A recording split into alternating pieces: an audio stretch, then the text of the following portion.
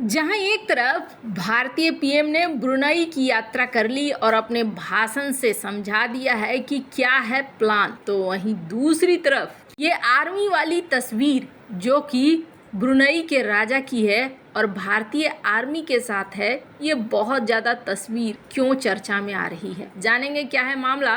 तो वहीं दूसरी तरफ अब आगे बढ़े हैं सिंगापुर के लिए पीएम मोदी। आखिरकार दो दो चीज़ों को क्यों साध रहे हैं। जियोपॉलिटिक्स में बहुत कुछ चल रहा है, हमेशा की तरह जानने को मिलेगा बहुत कुछ। आइए जानते हैं इन खबरों को विस्तार से। भारत और सिंगापुर ऐतिहासिक संबंध साझा करते हैं और दोनों ही देश एक दूसरे के स्ट्रेटेजिक पार्टनर भी हैं। खासकर सिंगापुर को हमेशा से चीनी आक्रामकता का डर सताता रहा है और चीन को काउंटर करने के लिए सिंगापुर एशियाई महाशक्ति भारत की तरफ देखता है। सिंगापुर ने साल 1965 में आज़ादी हासिल की थी। उसके बाद से ही उसे चीन समर्थित कम्युनिस्ट आंदोलनों के साथ साथ मलेशिया और इंडोनेशिया के संभावित वर्चस्व से भी खतरों का सामना करना पड़ा है। इन जोखिमों का मुकाबला करने के लिए सिंगापुर ने भारत के साथ घनिष्ठ रणनीतिक साझेदारी की मांग की है। इसे चीनी प्रभाव को काउंटर करने और क्षेत्रीय सुरक्षा सुनिश्चित करने में एक प्रमुख भागीदार के रूप में देखा जा रहा है। सिंगापुर एक ऐसा देश है जिसका राजनीतिक कद उसके आकार से काफी ज्यादा है और इसने 1965 में पाकिस्तान के साथ युद्ध के दौरान भारत का खुलकर समर्थन किया था और कश्मीर संघर्ष पर भी इसने लगातार भारत को अपना समर्थन देना जारी रखा है। इसके साथ ही सिंगापुर ने लगातार भारत में हुए आतंकवाद की आलोचना की है और आतंकवाद के वित्त पोषण के खिलाफ भारत के साथ मिलकर काम किया है।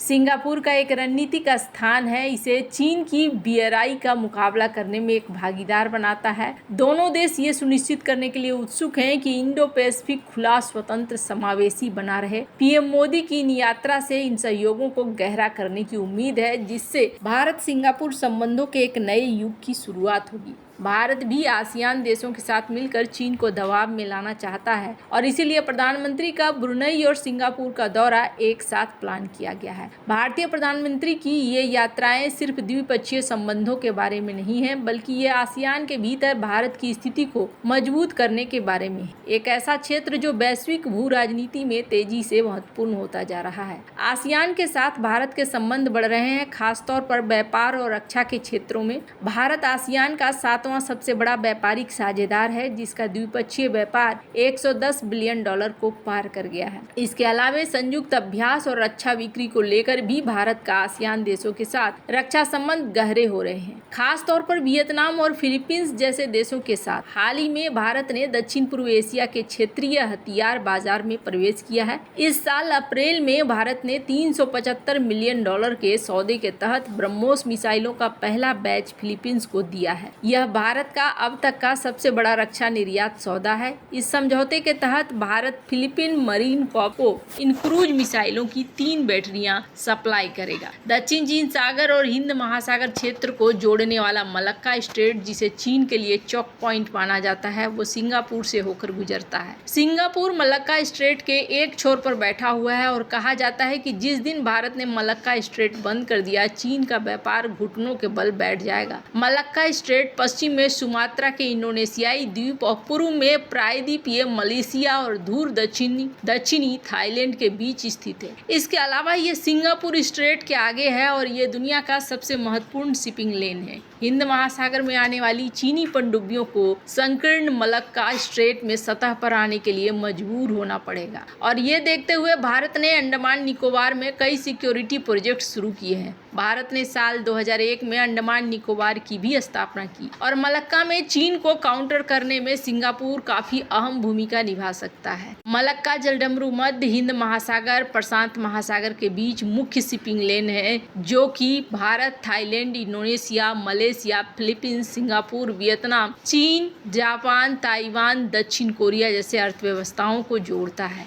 हर साल मलक्का स्ट्रेट से 1 लाख से ज्यादा गुजरते हैं, जिसकी वजह से दुनिया का सबसे व्यस्त शिपिंग लेन बन जाता है और इसलिए चीन इससे काफी डरता है, क्योंकि चीन जितना तेल खरीदता है उसका 80% हिस्सा मलक्का स्ट्रेट से गुजरता है। यानी अगर भारत मलक्का स्ट्रेट को बंद कर दे तो चीन के ग्रोथ इंजन का पहिया रुक जाएगा। इसलिए प्रधानमंत्री मोदी का सिंगापुर दौरा काफी अहम माना जा रहा है। ब्रुनई में किस तरीके से पीएम मोदी का स्वागत हुआ ये तो हमने देखा ही। एक चीज की चर्चा बहुत ज्यादा हुई, वो हुआ सोने का गुंबद, 44 सीढ़ियां, 1788 कमरे। दुनिया के सबसे बड़े महल में ब्रुनई के सुल्तान से मिले पीएम मोदी। और इस सोने के महल में जहां Istana Nurul Iman palace of the light of faith को सुल्तान हसनल ने, ब्रुनेई सुल्तान का ये महल करीब 2 लाख वर्ग मीटर में बना हुआ है। ये आकार इसे दुनिया का सबसे बड़ी आवासीय इमारत बनाता है। 257 बाथरूम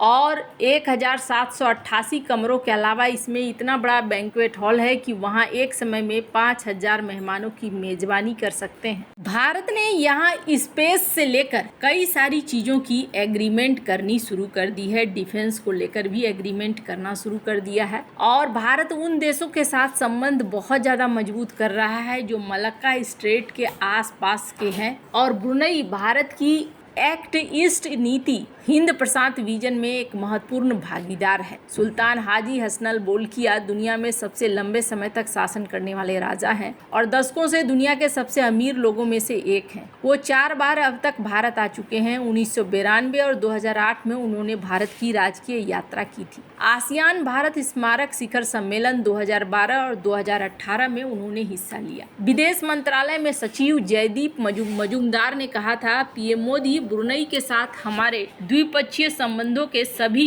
पहलुओं पर द्विपक्षीय चर्चा में शामिल होंगे। वो सहयोग के नए क्षेत्रों का पता लगाएंगे। हमारे बीच बहुत गर्मजोशी सौहार्दपूर्ण संबंध है। अब यहाँ देखने को मिल रहा है कई सारे सेक्टर्स हैं जिसमें दोनों साथ आ रहे हैं और ये इनके लिए बहुत ही बढ़िया संजोग ला रहा है। एक तो इनके लिए भी ग्रोथ होगी और दूसरी सबसे बड़ी चीज़ है कि आने वाले समय में चाइना को कई सारे टेंशन मिलने वाले हैं। चाइना ने भी ब्रुनई के साथ अपने संबंधों को मजबूत करना शुरू कर दिया है। स्क्रीन पर आप देख सकते हैं किस तरीके से इनकी भी कई सारी मीटिंग्स हो रही हैं। जहां तक इस तस्वीर की बात है तो ये तस्वीर बहुत ज़्यादा चर्चा में इसलिए आई है क्योंकि इसमें इंडियन आर्मी के साथ ये तस्वीर है। दरअसल इस तस्वीर के बारे में ये कहा जाता है कि एक बार बंगलोर आए हुए थे सुल्तान और बंगलोर में इन्होंने मुलाकात करी थी और मुलाकात करने के साथ साथ यहाँ पर वो एक फंक्शन में भी गए थे जहाँ पर भारत के हथियार का प्रदर्शन चल रहा था और इसी प्रदर्शन के दौरान इन तस्वीरों को लिया गया। ऐसा माना जाता है कि हथियारों के प्रति उनकी रुचि कुछ ज़्यादा ही रही है जिसकी वजह से ये खास तौर पर इस parachute regiment training centre Bangalore में पहुंचे थे। 2008 की ये तस्वीरें हैं और उस वक्त ये पूरी तरीके से अपने आर्मी ड्रेस में ही पहुंचे थे। वैसे आपको क्या लगता है इन सब मामले में, आपकी क्या राय है, कमेंट कर जरूर बताएं। जल्द मिलते हैं अगले वीडियो में नई खबर के साथ।